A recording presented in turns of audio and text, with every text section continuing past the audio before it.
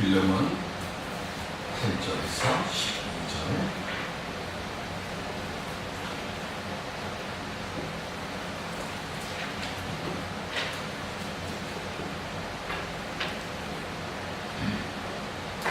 이러므로 내가 그리스도 안에서 아주 담대하게 내게 마땅한 일로 명할 수도 있으나 우리가 사람으로서 간구하노라. 나이가 많으나 더는 지금도 예수 그리스도를 위하여 갇힌 자예요. 갇힌 중에서 낳은 아들 오네시모를 위하여 내게 간구하노라. 그가 전에는 내게 유익하였으나 이제는 나와 내게 유익하므로 내게 그를 돌려 보내노니 그는 내 신복이라. 아멘. 함께 인사하겠습니다. 주 안에서 다시 힘내십시다.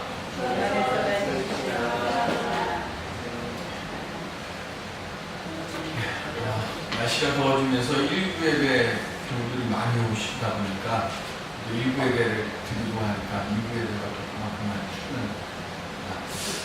삶을 살아가다 보면 그래서 참 어려운 일이 하나 있습니다. 뭐냐면 믿는다는 겁니다. 사람을 도대체 어떻게 믿고 그리고 어디까지 믿어줘야 하는가 하는 겁니다. 사람을 믿는 것 때문에 손해를 볼 때가 있고 또 그 일로 인해서 힘겨움을 당할 때도 있습니다.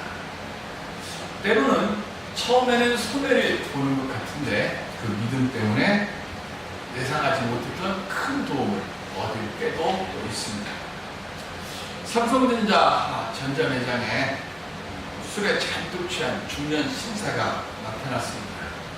술에 잔뜩 취해가지고 뭐라고 이야기를 하는데 횡설수설하는 것 같으니까 모두 다 귀찮아서 그를 어떻게든 간에 빨리 좀 내보내려고 생각을 하는데 그때 한 직원이 왠지 이 사람과 좀 이야기를 해야 될 것 같다는 생각이 들어서 그분을 모셔다가 한쪽으로 모셔다 놓고 그리고 뭐 때문에 그렇습니까 하고 사연을 듣기 시작합니다. 이분이 말하는 것이 내일이 내 딸아이가 생일인데 회식이 끝나고 집으로 가는 택시 안에다가 그만 지갑을 두고 내가 내렸습니다.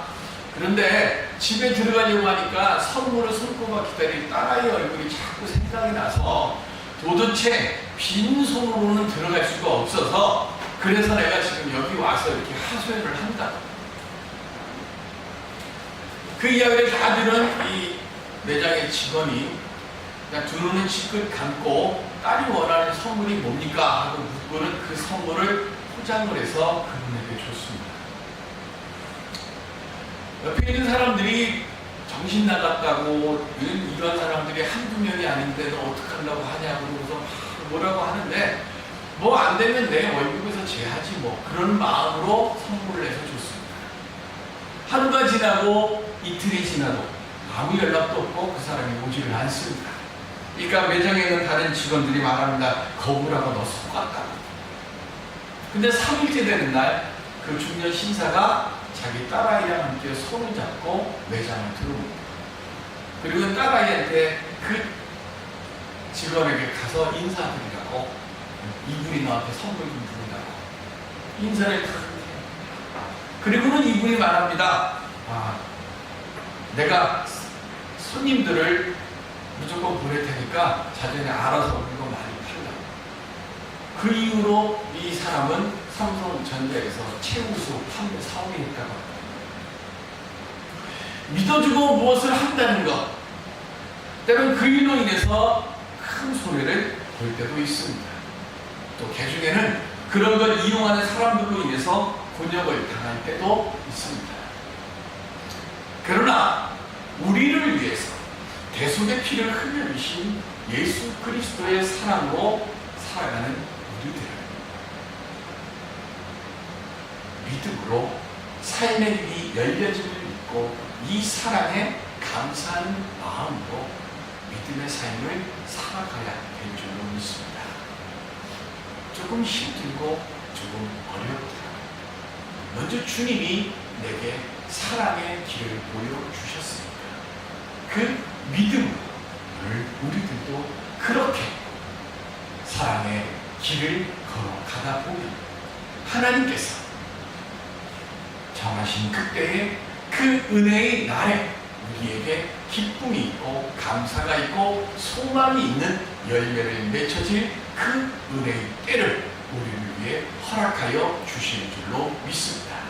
이 시간 그 은혜의 사랑의 믿음의 걸음을 옮기며 살아갈 수 있는 우리 모두가 될 수 있기를 주님의 이름으로 축원드립니다. 이 믿음의 아름다운 모습을 잘 나타내는 것이 오늘 우리가 함께 봉독한 빌레몬서입니다. 빌레몬서는 1장으로 되어 있기 때문에 1장 몇 절을 얘기하지 않고 그냥 몇 절만 이야기합니다. 그래서 아까도 빌레몬서 8절로 12절까지라고 말을 했어요. 빌레몬이라고 하는 이름의 뜻은 애정 깊은이라는 뜻입니다. 사랑이 많다는 거죠. 골로새 지방에 살고 있던 아주 부유하고 그리고 권세가 있던 분입니다. 이분이 바울을 통해서 예수 그리스도를 영접했고 그리고 사도 바울의 동역자가 됐습니다. 그리고 자기 집을 교회로 드렸습니다. 골로새서 4장 17절에 보시면 시작. 아키포에게 이르기를 주 안에서 받은 직분을 삼과 이루라고 하라. 아멘. 여기서 말하는 아키포가 바로 빌레몬의 아들이고 그리고 골로새 교회의 목회자가 됩니다. 그러니까 빌레몬을 통해서 그 가정이 온전히 바울을 통해 영접하고 빌레몬은 하나님께 거룩한 충성자가 되고 그 아들은 주의 길을 걷는 목회자가 됩니다. 또 한 사람이 나옵니다. 오네시모라고 하는 사람. 오네시모라고 하는 이름의 뜻은 유익하다, 유용하다라고 하는 뜻입니다. 빌레몬 집의 노예였습니다. 그런데 그는 주인에게 돌이킬 수 없는 잘못을 범했습니다. 추정하기는 주인이 아끼는 것 중에 무언가를 훔쳐서 그것을 들고 달아났던, 그래서 주인에게 붙잡히면 죽임을 당할 수밖에 없는 그런 죄를 범한 사람이 오네시모. 세 번째 사람이 나온다. 그분이 바로 바울입니다. 바울이 지금 빌레몬에게 편지를 쓰는데 9절 하반부에 이렇게 말합니다. 또 예수 그리스도를 위하여 갇힌 자 되어라고 기록하고 있습니다. 바울은 지금 이 편지를 쓰고 있는데 로마에 있습니다. 로마의 감옥에 있는데 사도행전 28장에 나오는 얘기처럼 우리가 아는 것처럼 바울이 로마에 있을 때는 천창이 있고 뭐한 그리고 착고를 차고 하는 이런 지하 감옥에 갇혀 있는 게 아니라 바울을 지키는 병사 한 명과 한 명을 대동해서 자기가 돈을 얻어서 셋집을 얻습니다. 그리고 그 셋집에서 사도행전에 보면 2년 동안 그곳을 감옥이라고 생각하고 거기서 머물러요. 그러니까 요즘식으로 얘기하는 가택연금의 모습처럼 되는 겁니다. 그런데 활동은 비교적 자유롭게 활동을 할 수 있도록 해주었고, 그래서 그곳에 사람들이 찾아오는 것은 언제든지 환영을 하고 맞이할 수 있도록 그렇게 자유로운 모습으로 살았습니다. 그래서 사도행전 28장 23절에 보시면 시작. 그들이 날짜를 정하고 그가 유숙하는 집에 많이 오니 바울이 아침부터 저녁까지 강론하여 하나님의 나라를 증언하고 모세의 율법과 선지자의 말을 가지고 예수에 대하여 권고하더라. 아멘. 바울은 자신이 로마 황제 앞에 가야 한다는 이유 때문에 나를 로마로 보내주십시오라고 계속 주장했어요. 그래서 아는 것처럼 바울을 신문한 이들이 너는 옥에 갇힐 만한 죄가 없어. 그런데 왜 가려고 해? 라고 이야기할 만큼 그렇게 그래서 베스도도 그렇고 뭐 계속해서 옥에 갇힐 만한 이유가 없는데 그 옥에서 2년 이상을 머무르고 그리고 결국엔 로마로 밥송이 됩니다. 그리고 그곳에서 지금 예수 그리스도를 전하기 위해서 로마 황제에 서야 된다는 그 이유 하나 때문에 로마로 왔고, 그래서 로마의 옥에 갇혀있는 비교적 자유로운 상태에 있는 그곳에서도 끊임없이 복음을 증거했습니다. 그런데 그 복음을 증거하는 그곳에 오네시모가 찾아왔습니다. 오네시모가 어떻게 바울을 알았고 그래서 바울을 찾아왔는지 성경에 기록되어 있지는 않습니다. 다만 오네시모는 처음에는 자기의 신분을 감췄을 겁니다. 내가 노예고 주인 집에서 물건을 훔쳐갖고 와가지고 나 붙잡으면 죽습니다, 이런 얘기를 처음부터 하지는 않았을 겁니다. 다만 바울을 만나서 바울과 이야기를 하는 중에 바울은 지금 오네시모가 노예고 그리고 주인의 물건을 훔쳐온 죄수고 그래서 붙잡히면 죽을 것이라고 하는 이런 편견이 없는 상태에서 오네시모와 이야기를 하다 보니까 오네시모가 꽤 괜찮은 사람이라는 것을 발견하는 거예요. 그래서 그 오네시모를 어떻게든 간에 자신처럼 회심시키기 위해서 애를 썼어요.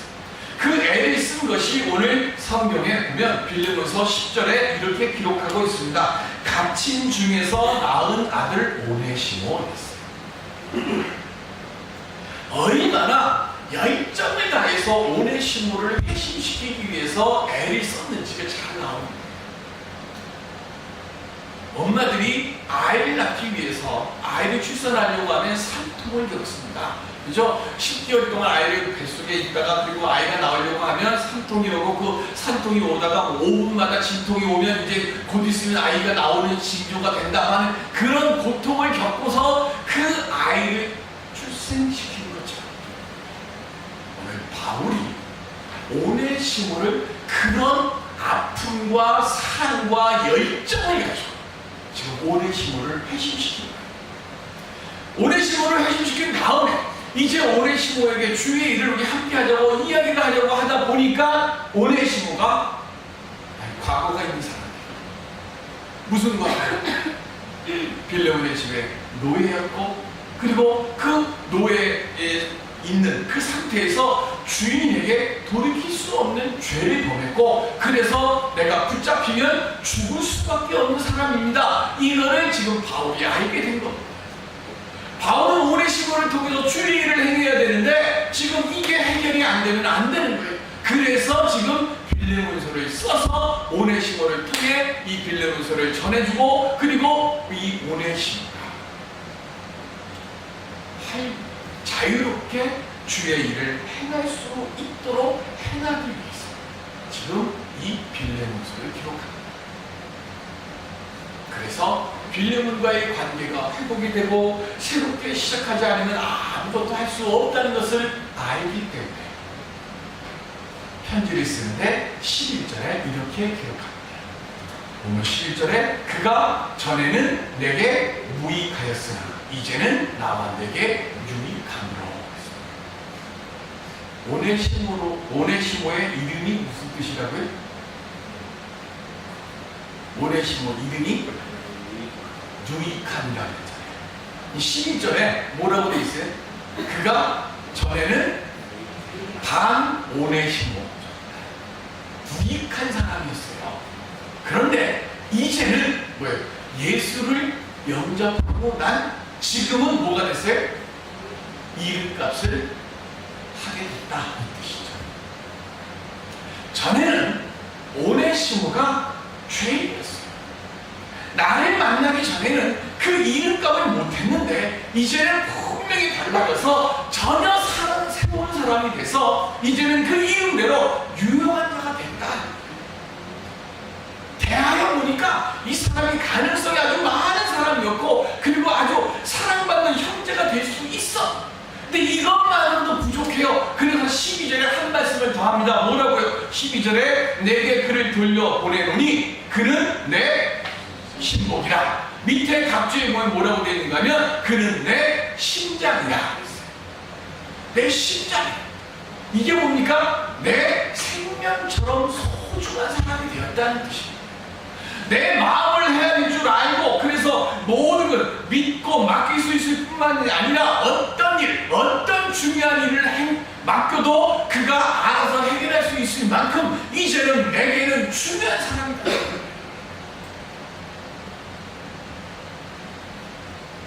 성경에 이런 신복 같은 사람이 한 명 있습니다.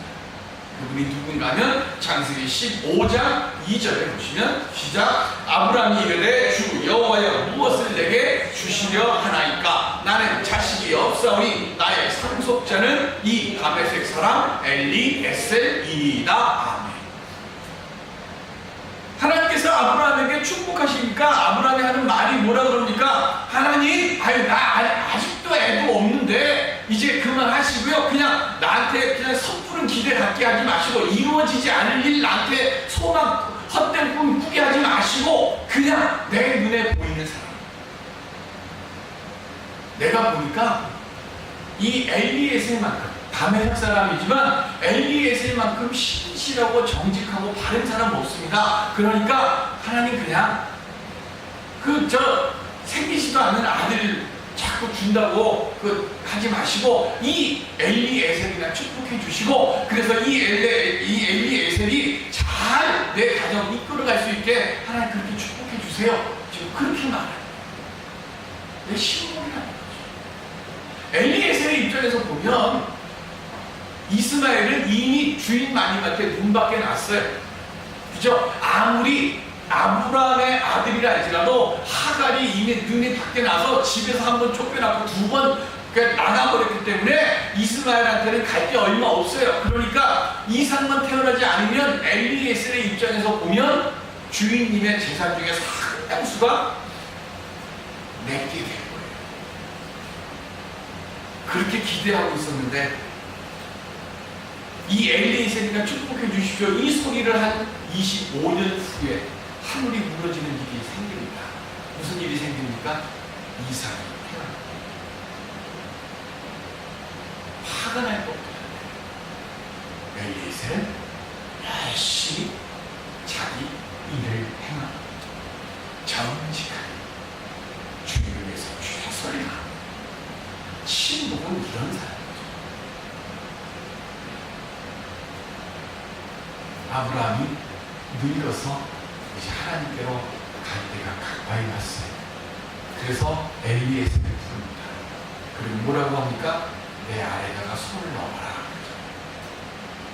긴 병 치르신 분들 집에 계실 때 이분이 오래 계실까 아닐까를 뭘로 아는 아침 저녁으로 이 허리 밑에다가 손을 넣으면 안다고 하지 않습니까? 아무리 아파도 아직 하나님 나라 갈 때가 좀 있으면 허리 밑에가 이렇게 홈이 파진 게 그대로 돼서 뚱뚱하든 마르든 관계없이 손을 넣으면 손에 쑥 들어갑니다. 그런데 손을 넣는데 손이 안 들어가면 지금 숨을 쉬고 있지만 오래 머무르지 못한다는 것을 아는 거예요. 그러니까 지금 아브라함이 엘리에셀을 불러서 지금 멀리 출장을 보내는데 출장 보내기 전에 이 밑에다가 손 넣어봐라 라고 시킨 이유가 뭡니까? 내가 이만큼 하나님께로 갈 때가 가까이 왔다. 그러면서 일을 시킵니다. 무슨 일을 시킵니까? 창세기 24장 4절 시작. 내 고향 내 족속에게로 가서 내 아들 이삭을 위하여 아내를 택하라. 내가 지금 하나님한테로 돌아갈 시간이 얼마 안 남았는데 내가 죽기 전에 내 눈으로 내 며느리는 내가 봐야 되지 않겠냐. 근데 내가 지금 살고 있는 이 가나안 땅에 있는 사람들 중에서는 며느리를 구할 수가 없고 그러니까 내 고향 땅에 가서 네가 나는 너를 믿으니까 네 눈에 합당한 사람이 있거든. 데리고 와라. 그래서 누구를 데리고 옵니까? 리브가를 데리고. 그만큼 엘리에셀은 자신에게 끝까지 주어진 임무를 최선을 다해서 해요. 오늘 바울이 지금 빌레몬에게 편지를 쓰면서 부탁하는 말씀 속에는 지금 내 눈에는 이 오네시모가 엘리에셀과 같은 사람이라는 거예요. 이 사람이 내게 그와 같은 신복이 있다는 겁니다. 그러니까 이제 오네시모의 죄를 용서해 주고 그를 자유인으로 놓아달라고 부탁합니다. 이거를 뭐라고 합니까? 중보라고 합니다. 중보라고 하는 국어사전의 뜻에는 둘 사이에서 일을 주선하는 것, 뭐 서로 의견이 달라서 다투는 사람들이 있으면 그 사람들을 화해시키기 위해서 애쓰는 것, 이게 중보입니다. 그런데 우리 기독교에는 중보는 다른 뜻이 있습니다. 신학 용어로 준 거는 하나님과 사람 사이에서 인간을 대신해서 피를 흘리고 죽음으로써 하나님과의 관계를 회복시키는 역할, 곧 예수 그리스도의 역할을 말해요. 그런데 지금 사도 바울이 빌레몬과 오네시모 사이에서 이 중보의 일을 행합니다.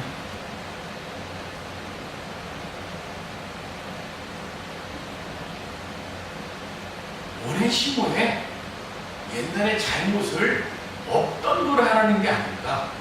바울은 분명히 말합니다. 옛날에 오네시모가 잘못했다는 거 나도 안다. 그거 나도 인정한다. 첫 번째. 두 번째, 잘못된 과거의 삶을, 그런데 지금은 돌이켰으니까 용서받을 수 있는 기회를 달라. 세 번째, 그에 대한 것은 내가 전적으로 보지 않을 테니까 나를 믿고 그를 용서해주고 더 나아가서 그를 좀 자유롭게 활동할 수 있도록 그의 노예 신분까지도 네가 좀 없애달라.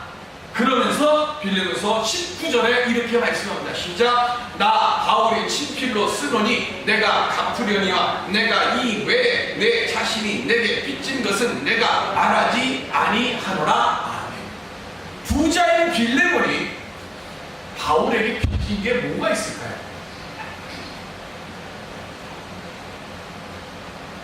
사랑의 빚밖에 없습니다. 그죠?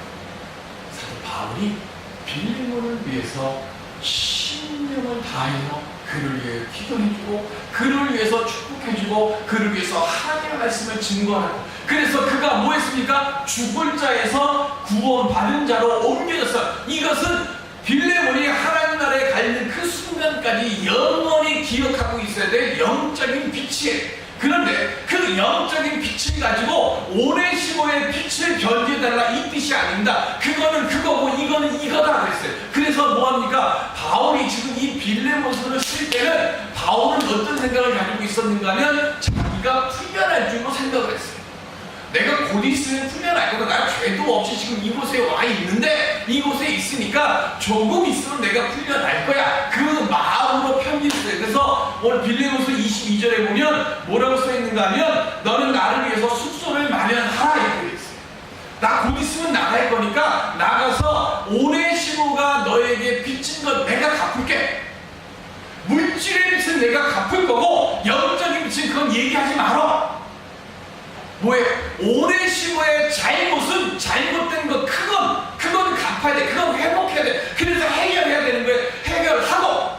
그런데 내가 지금 여기 있으니까 내가 못한다. 못하니까 뭐합니까? 나를 믿고 먼저 오네시모를 용서해라.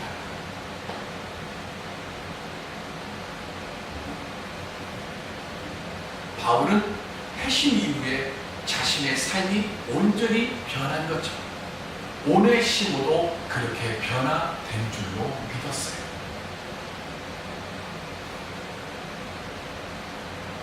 바울도 수없이 사람들 믿다가 수없이 사람들 때문에 실망합니다. 그래서 고린도후서 1장 4절 이하에 보면요, 사람들 때문에 너무 마음이 힘들고 상하고 그래갖고 죽는 게 사는 것보다 낫다고 그렇게 써놨어요. 그만큼 바울도 힘들었어요. 그만큼 바울도 어려웠어요. 그런데 마지막으로 오네시모를 보내서 다시 믿음의 중보의 편지를 또 씁니다. 이 사람만 내가 정말 100% 아니 120% 내가 보장할게. 성경은 이것으로 끝이 납니다.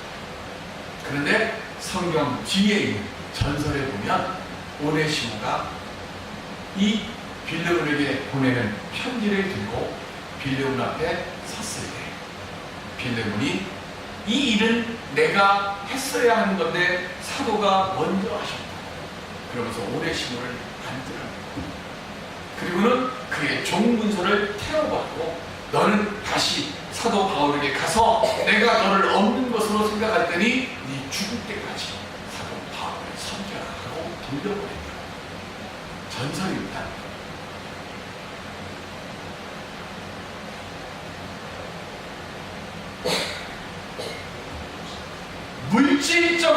빌레몬에게 무익한 자였으나 이제 하나님 나라의 건설에서는 그가 유익한 자가 되었다.